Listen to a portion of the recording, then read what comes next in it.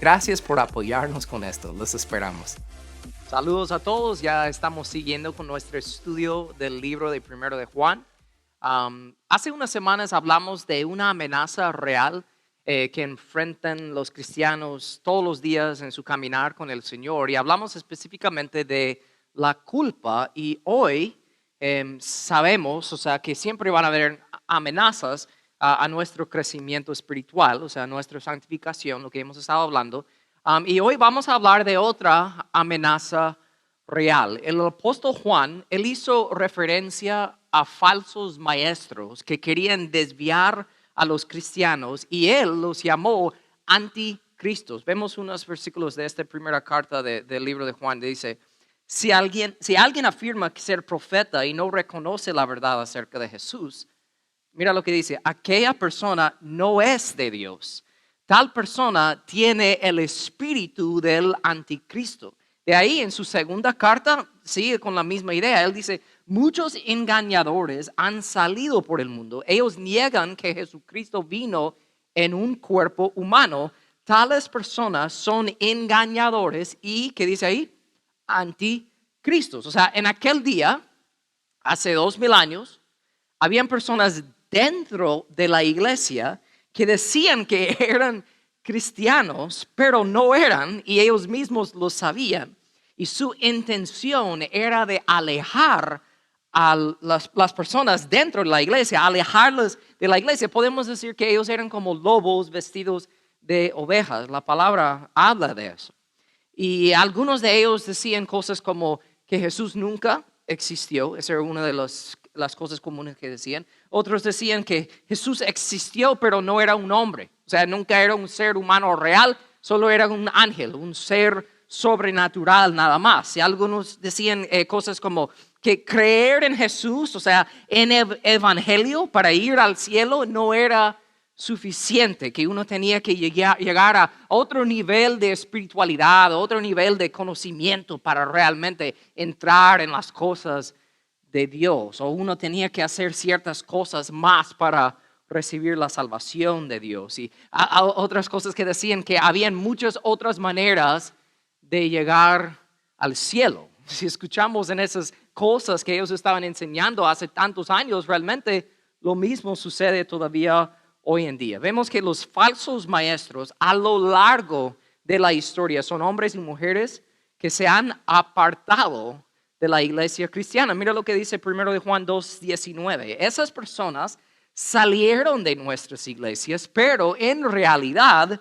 eso es clave, nunca fueron parte de nosotros. Si estás aquí hoy o estás escuchando en línea y has salido de una iglesia, de buena manera o mala manera, has salido de una iglesia en tu vida, no te asustes ahorita, porque Juan no está hablando de salir de una iglesia, de un edificio e ir a otro. Él está hablando de la iglesia universal, está hablando no de un edificio, sino de la familia de Dios, el cuerpo de Cristo. Juan está diciendo que si tú eres capaz de salir de la familia de Dios, el cuerpo de Cristo, eso significa que en verdad nunca fuiste parte de la familia, de la iglesia, del cuerpo de Cristo. Por eso nos dice que dentro de las iglesias, y hoy en día es lo mismo, hay personas que tienen la intención de apartar a otros.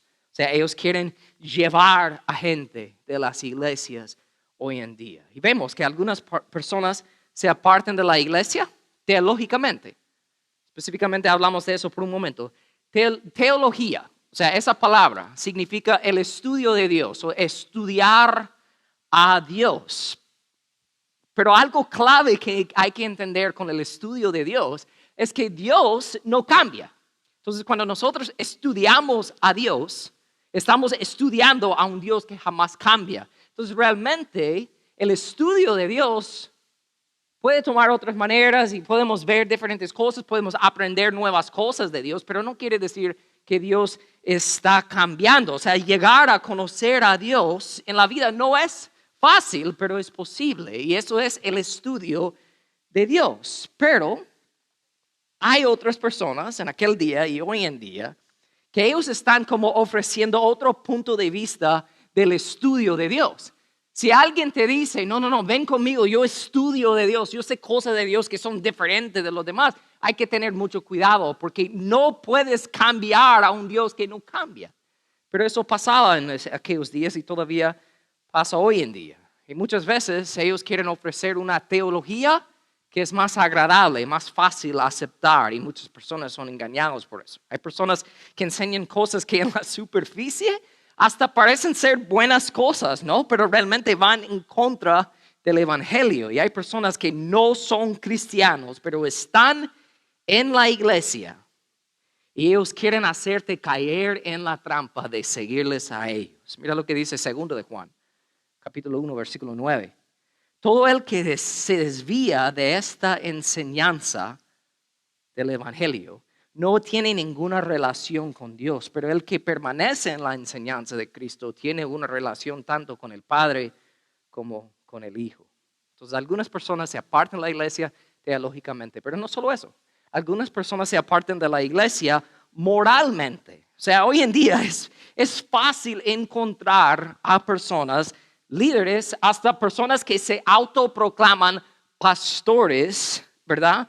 Que dicen que creen en Dios y siguen a Dios, pero moralmente ellos apoyan y adoptan estilos de vida que Dios hace tan obvia en su palabra que no tienen parte de la vida de un seguidor verdadero, un cristiano verdadero. Pero es más fácil seguir a esas enseñanzas que seguir a la verdad. Por eso hasta el apóstol Pedro, él dijo en 2 de Pedro 2:2, habrá muchos que seguirán sus malas enseñanzas y, ¿qué dice ahí? Su vergonzosa inmoralidad. Era común en aquellos días, es común hoy en día. Los falsos maestros han apartado de la iglesia por razones teológicas y razones morales y ellos no quieren ir solos. Ellos quieren llevar a otros con ellos. Por eso también vemos que los falsos maestros han negado la supremacía de Dios o de Jesucristo realmente, específicamente hablando del Hijo de Dios. Mira lo que dice 1 de Juan en este capítulo 2 que estamos viendo, versículo 22. Él dice, ¿y quién es un mentiroso? Mira lo que Juan dice aquí. El que dice que Jesucristo, que Jesús no es el Cristo. El que niega al Padre y al Hijo es un anticristo. Son palabras fuertes porque Juan sabía que había muchas personas que estaban cayendo en esa trampa y estaban yendo y estaban saliendo y siguiendo estas falsas enseñanzas. Y repito, lo mismo pasa hoy en día. También vemos que los falsos maestros han engañado a cristianos y no cristianos. Mira lo que dice Juan, versículo 26. Les escribo estas cosas para advertirles acerca de los que quieren apartarlos del camino. O sea, piénsalo hoy en día. Maestros de sectas y de la nueva era y algunos predicadores, entre comillas, que están apartando a la gente de la palabra y la voluntad de Dios. ¿Cuáles son algunas de esas creencias comunes? Que Dios es el universo, que encontramos a Dios en toda la naturaleza, las montañas y todo eso, la madre naturaleza, eso es Dios. Muchos creen eso. Hay que ser positivo y si tú eres positivo en todo, el universo te va a dar cosas positivas. Vas a hasta atraer a cosas buenas a tu vida. Esas son cosas que son comunes que escuchamos hoy en día. Y dentro de la iglesia incluso escuchamos, sigue a Dios y vas a ser rico y nunca te vas a enfermar. Pero es como dice Paul Washer, si vas a caminar con Jesucristo, estarás contra todo el mundo y contra la mayoría de los evangélicos también. ¿Por qué dice eso? Porque dentro de las iglesias que se autoproclaman ser seguidores de Cristo, por no entender la palabra de Dios, se han desviado y se han permitido que otros los desvíen. Y eso no puede seguir sucediendo. Por eso vemos que en estos tiempos difíciles tenemos que poder distinguir entre cristianos verdaderos y aquellos que son falsos. Y vamos a hablar de eso en un poco más detalle hoy al ver y responder a esta siguiente pregunta. ¿Cómo sabemos que nosotros y otros somos cristianos verdaderos. Ven conmigo en ese primer punto. Los cristianos verdaderos, según lo que veremos en este capítulo 2 de Juan, primero de Juan, ellos caminan en el Espíritu de Dios. Lo voy a repetir. Ellos caminan en el Espíritu de Dios. Juan nos acaba de explicar todas las características de falsos maestros, ¿verdad? De anticristos, de personas que van en contra del Evangelio, en contra de Jesucristo. Nos acaba de hablar de todo eso. Y vemos en el versículo 20 de primero de Juan capítulo 2, que él dice, pero, hablando a nosotros, los cristianos verdaderos, ustedes no son así.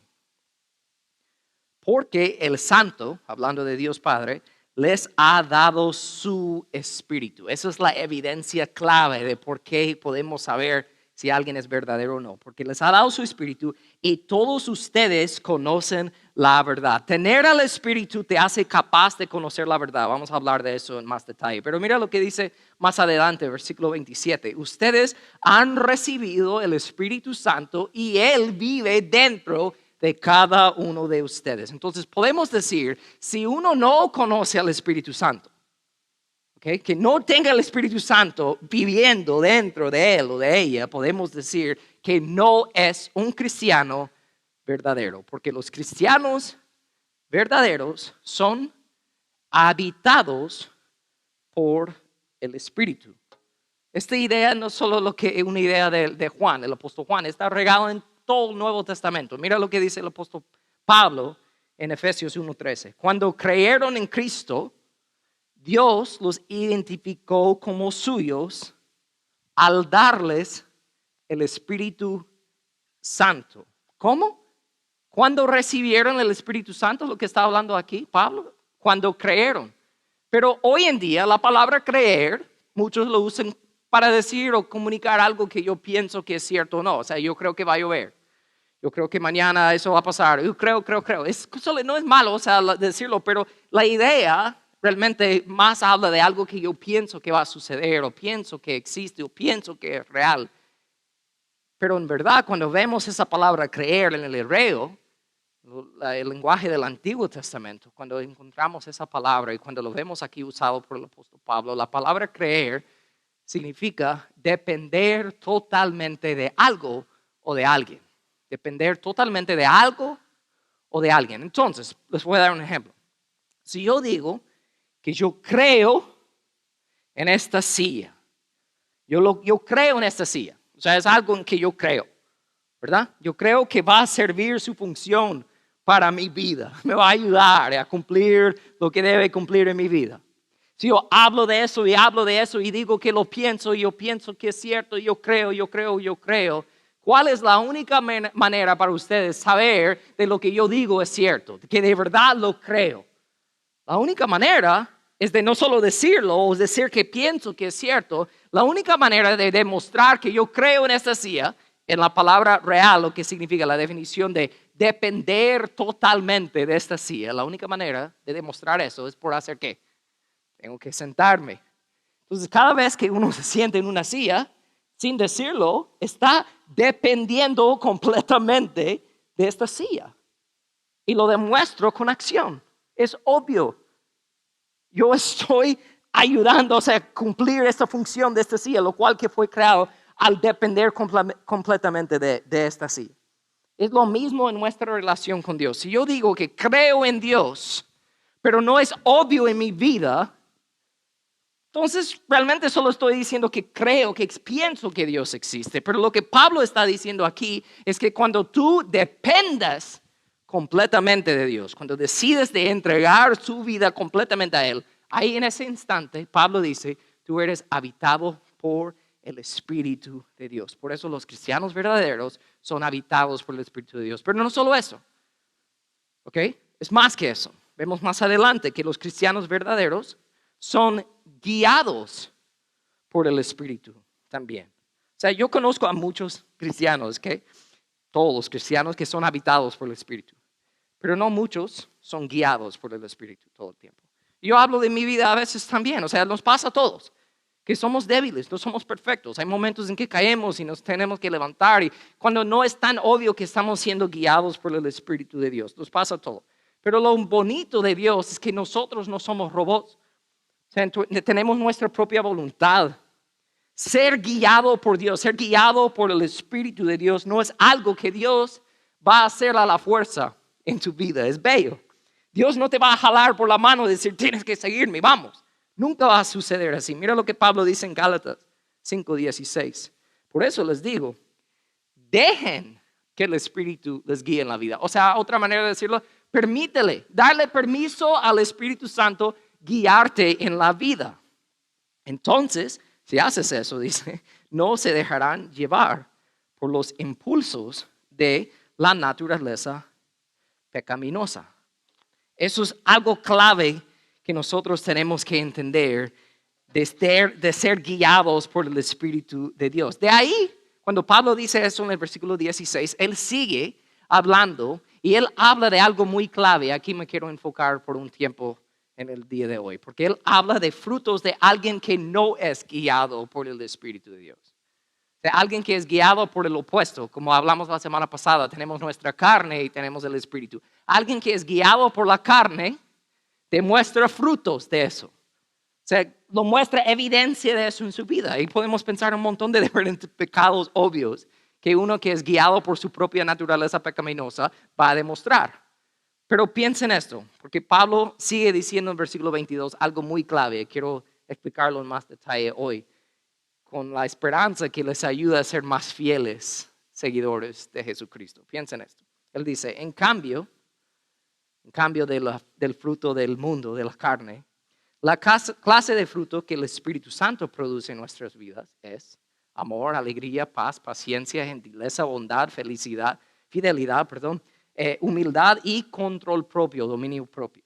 Ya que vivimos, dice el versículo 25, por el Espíritu, mira lo que dice ahí, sigamos la guía del Espíritu en cada aspecto de nuestras vidas. Eso está repitiendo la idea de que es tu decisión si quieres seguir la guía del Espíritu Santo en tu vida o no. Pero ¿qué pasa? Algo pasa en nuestras vidas y quiero explicarlo en el día de hoy. Como hemos estado hablando por varias semanas, ¿estamos avanzando o estamos retrocediendo, verdad? Y algo que siempre decimos aquí cuando hablamos del cambio, el crecimiento espiritual en nuestras vidas, es que algo que tenemos que entender que el crecimiento orgánico, ¿verdad? Desde adentro, ese crecimiento real es lento. Es un proceso. Hemos hablado bastante sobre eso en las últimas semanas. Nunca es tan rápido como para permitirlo verlo en un solo instante de la vida, el crecimiento espiritual. No funciona de esa manera. Y por eso quiero enfocar en esa idea por un momento. Porque mi propia experiencia en mi vida, antes de ser pastor y más cuando llegué a ser un pastor, algo que yo he visto desde mi punto de vista, que muchos cristianos, ¿verdad? Ellos llegan a ser tan desanimados en su vida espiritual debido al lento proceso del cambio en sus vidas y ellos se dan por vencidos y se conforman a vivir vidas espiritualmente débiles. ¿Por qué se dan por vencidos? Porque no ven el cambio, no experimentan, no sientan cosas que piensan que deben sentir o cambiar en un instante.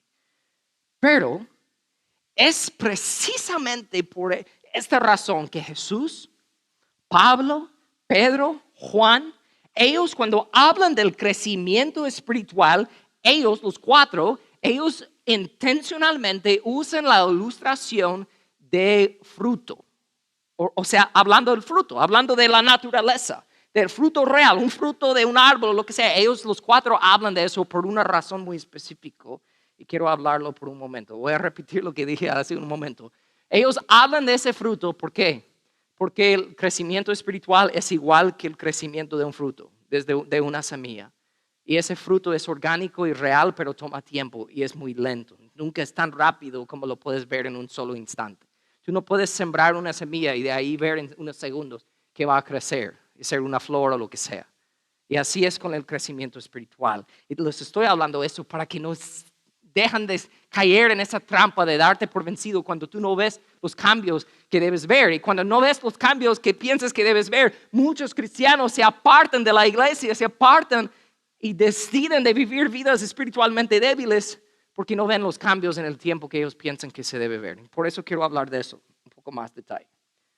Porque claro que hay por decirlo así, temporadas de cosecha, por decirlo así, en nuestras vidas, donde notamos cambios obvios en nuestras vidas. O sea, igual que el fruto real, ¿verdad? Hay temporadas del verano, cuando todo está en marcha en la naturaleza, hay suficiente sol y lluvia y vemos más rápidamente, vemos cosas creciendo. Eso es normal, en la naturaleza lo vemos, ¿verdad? Pero lo que hay que entender que también hay temporadas de frío. Hay temporadas de invierno donde no ves nada sucediendo, no ves nada de crecimiento, pero igual la semilla sigue creciendo, porque piénsalo, cuando estamos en esas temporadas en nuestras vidas del invierno, por decirlo así, en la vida cristiana, y no vemos cambio, no vemos nada, no sentimos nada, muchos cristianos se dan por vencidos. Y en esos momentos son más propensos a ser engañados por falsas enseñanzas. Y buscan una vida más fácil, buscan una vida más cómoda. Y es triste cuando eso sucede, porque para mí, desde mi punto de vista como pastor, puede ser que esa persona realmente va bien, va avanzando, tal vez lentamente en la vida cristiana, pero va avanzando. Y aunque no veía los cambios obvios en la manera que quisiera verlos, no quiere decir que no había nada sucediendo debajo de la superficie. Piensa en la grama. Ahorita, en el verano, yo tengo que cortar la grama, hasta siento que lo tengo que hacer 2 veces a la semana, porque es tan obvio, lo puedo cortar y en unos 2 días lo veo, está largo otra vez, ¿verdad? Pero esa misma grama que está enfrente de mi casa, que ahora está creciendo tan rápido y tan obvio, hay tiempos de invierno aquí donde vivimos y no tenemos que cortar la grama. Pero ¿saben qué? Hasta hay momentos en que esa grama se mira muerto, pero no está muerto. Hay algo que está sucediendo debajo de la tierra siempre, aunque con mis propios ojos no lo miro de la manera que pienso que debo verlo. Y es lo mismo con el crecimiento espiritual. Pero los cristianos, por no ser fieles en esos momentos de invierno, de frío, en sus vidas espirituales, por parar, por empezar a retroceder y buscar la vida más fácil, ellos pierden una gran oportunidad. Y lo veo pasar mucho. Porque ¿saben cuál es la oportunidad que ellos pierden? Porque ellos piensan que no están cambiando. Piensan que, estoy leyendo mi Biblia y nada pasa y no entiendo. Y ellos piensan que no ven los cambios, los resultados en el tiempo que ellos quisieran verlo. Y se dan por vencido y se conforman a vivir vidas espiritualmente débiles. Y cuando hacen eso pierden una gran oportunidad. Y esa oportunidad es esto. Que uno no puede notar el cambio hasta que esté puesto a la prueba. Piénsalo. Uno de los pastores que me encanta leer y estudiar y escuchar sus prédicas se llama Tim Keller. Y él da un ejemplo, hablando del crecimiento espiritual. Pensando en un joven, digamos, de 17, 16 años, digamos, 16 años y está corriendo, está en un equipo y corre. Y corre y corre rápido. Y pasa un año y si yo pregunto a ese joven, hey, ¿tú corres más rápido que el año pasado? Él más probable dice, no sé, no creo. Pero la verdad que sí, porque en un año su cuerpo ha cambiado por dentro, sus músculos, todo va cambiando. Es un teenager, es un joven, va cambiando. Y aunque él no lo nota, la única manera que él puede saber si ha cambiado o no es ponerlo a la prueba. Entonces si yo le digo, hey, voy a tomar el tiempo para ver si corres más rápido en un año desde el año, comparado al año pasado, y lo comprobamos, lo ponemos a prueba y veremos que ha cambiado. En la vida cristiana, muchos que se dan por vencido se huyen de las oportunidades de ser estirados y puestos a la prueba. Y en esos momentos de prueba es donde te das cuenta que en verdad has cambiado. Es donde experimentas el cambio y ves que de verdad es real en tu vida. El cambio real. Y eso solo sucede a ser habitado y guiado por el Espíritu de Dios. Por decirlo así, el Espíritu de Dios es la semilla dentro de nosotros que tarde o temprano va a dar fruto sobrenatural en nuestras vidas.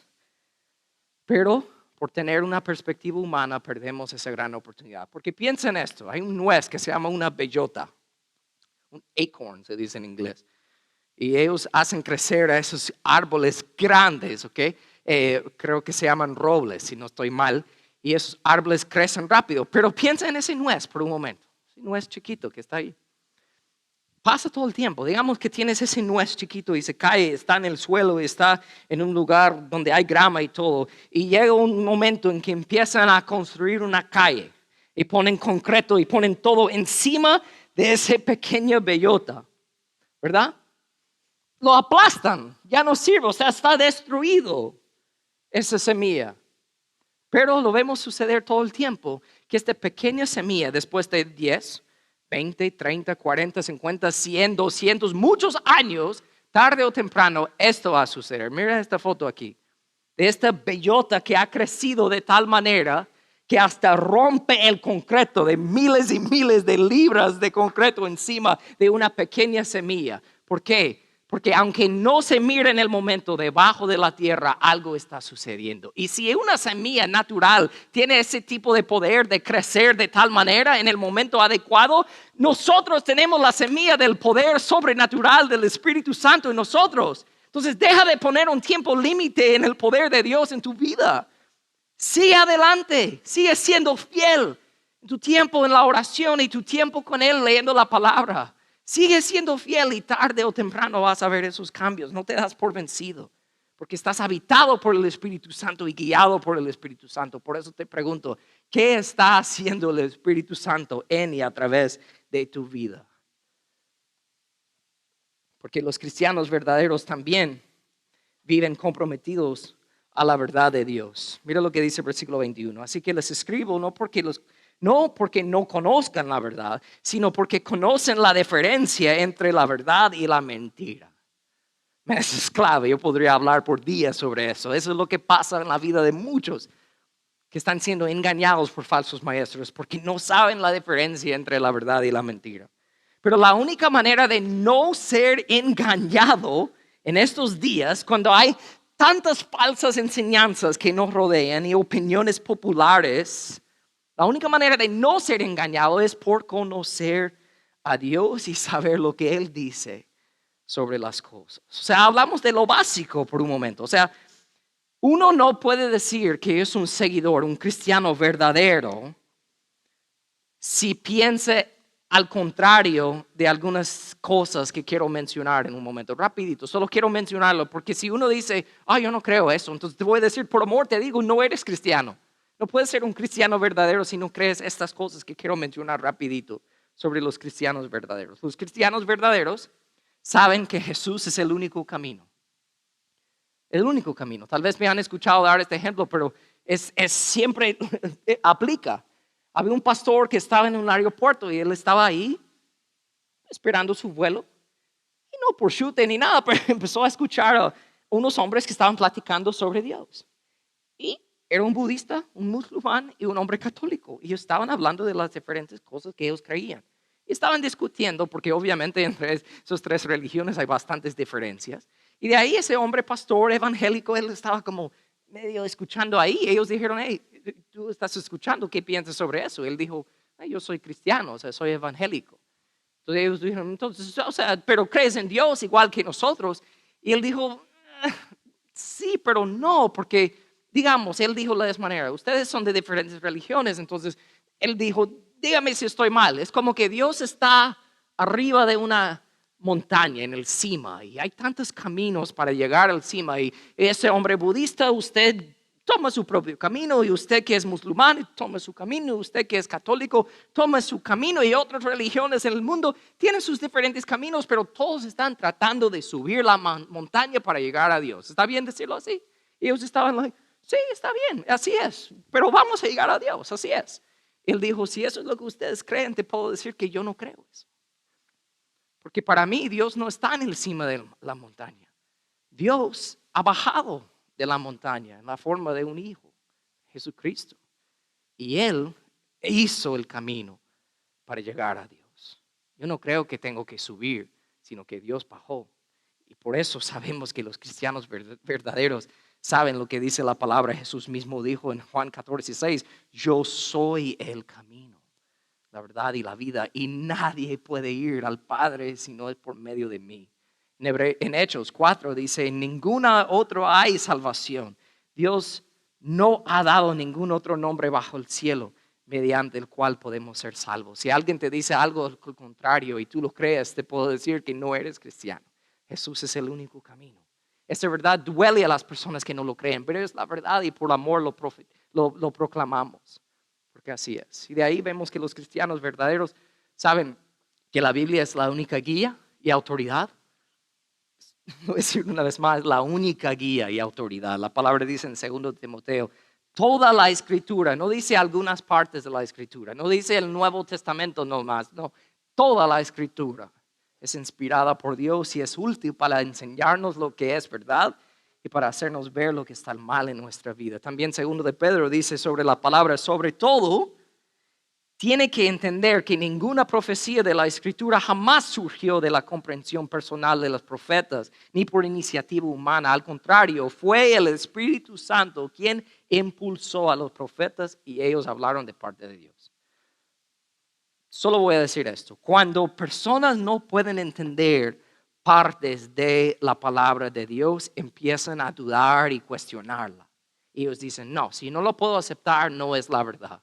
Y cuando vas por ese camino en una parte de la Biblia, si no crees una parte, no crees nada. Es todo o nada. Yo sé que para mí, cuando hay algo en la palabra que yo no entiendo, en vez de dudar de Dios, yo dudo de mis dudas. Y yo hablo con Dios al respecto a eso y le pido más sabiduría para poder entenderlo. Y Dios siempre es fiel para darlo. Y ahí vemos también la última cosa que hay que saber de los cristianos verdaderos, que ellos saben que los creyentes son diferentes al mundo. Hay un problema si alguien dice que es un cristiano verdadero y su vida tiene sentido para el mundo.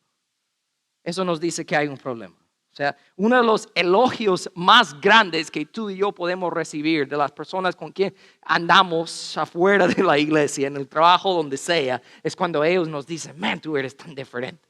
Gracias. Espero que lo ves. Eso es algo grande que debemos querer escuchar. Mira hasta lo que dice la palabra aquí.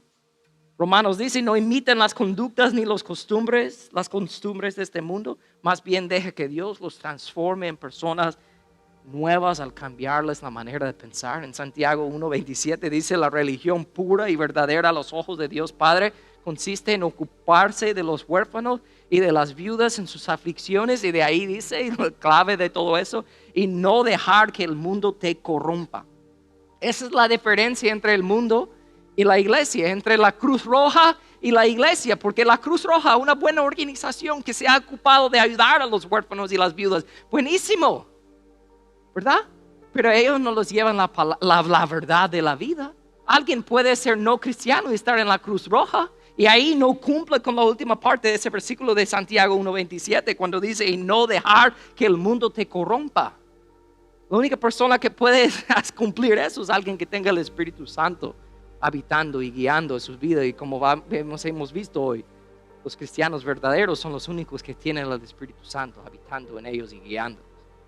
Tenemos que entender eso. De ahí, terminando, los cristianos verdaderos saben que solo los cristianos irán al cielo. Voy a repetir, solo los cristianos irán al cielo. Ay, pero eso significa como que otras religiones y personas buenas no van a ir no van a ir al cielo. Por amor lo decimos. Jesús mismo dice en Mateo 7, no todo el que me llama Señor, Señor entrará en el reino del cielo. Solo entrarán aquellos que verdaderamente hacen la voluntad de mi Padre que está en el cielo. Y la única manera de hacer la voluntad del Padre que está en el cielo es por seguir a su Hijo Jesucristo, porque Él es el único camino. Todo va conectado a la verdad que Jesús es el único camino. Entonces piénsalo en esta pregunta. ¿Realmente crees los principios básicos de la fe cristiana? Piensa en todo lo que hemos hablado, porque si tú dices, ay, no, yo no creo eso. Te digo, si no crees, eso es lo más básico. Si no lo crees, no puedes decir que eres un cristiano verdadero todavía. Por amor te lo digo, es bueno admitir eso, porque ahí, sabiendo dónde estás, puedes saber dónde necesitas ir. Y el último punto que veremos, los últimos dos puntos que veremos, terminando aquí, los cristianos verdaderos también tienen compañerismo con Dios. Mira lo que dice el versículo 24, por lo tanto ustedes deben seguir fieles, y si lo hacen, permanecerán en comunión con el Hijo y con el Padre. Permanecemos en comunión con Dios cuando hablamos con Él y lo obedecemos. Vamos a hablar y obedecer a las personas que amamos. Llegamos a amar a personas al conocerles más. La única manera de llegar a conocer más a Dios es por hablar con Él y leer sobre Él en su palabra. Todo está conectado. Así hacen los cristianos verdaderos. Y de ahí, para mí, lo más bello de todo eso, una gran promesa que nosotros tenemos. Los cristianos verdaderos disfrutan de la vida eterna. Me encanta que no hablamos aquí que disfrutarán de la vida eterna, sino los cristianos verdaderos disfrutan de la vida eterna. Es lo que dice el versículo 25. Disfrutamos de la vida eterna que Él nos prometió. Dice ahí, no dice que vamos a disfrutar, dice disfrutamos de la vida eterna. Pero ¿cómo? Aquí estamos en el mundo. Para el cristiano, la vida eterna comienza en el momento de su salvación en la tierra. Podemos caminar con Jesucristo hoy, ahora, y experimentar, no en su plenitud, pero experimentar la vida eterna. Lo podemos disfrutar ahora mismo. Mira lo que dice estos versículos juntos. Ustedes deben seguir fieles. Si lo hacen, permanecerán en comunión con el Hijo y con el Padre. Y esta comunión disfrutamos de la vida eterna que Él nos prometió. Si tú eres un cristiano verdadero, tú no dudas de que si vas a ir al cielo o no. Si yo te pregunto hoy, si te mueras mañana, ¿irás al cielo? Si tu primer pensamiento es, ojalá que sí, te digo, Dios no quiere eso para ti. Eso no es el plan de Dios para tu vida. Él quiere que tengas la esperanza y la aseguranza completa, sin duda, de que irás al cielo, porque el cielo ya te ha sido prometido si eres un cristiano verdadero, y la vida eterna puedes experimentar ahora mismo, aún en medio de cualquier problema que el mundo nos da, en cualquier momento de la vida que es difícil, en enfermedad, problemas económicos, problemas entre familiares y amigos, conflictos, pérdida del trabajo, pérdida de un ser querido, lo que sea. Nosotros, aún en eso, tenemos la esperanza y la aseguranza de la vida eterna, porque ya lo tenemos, aunque estamos todavía aquí en la tierra. Lo tenemos.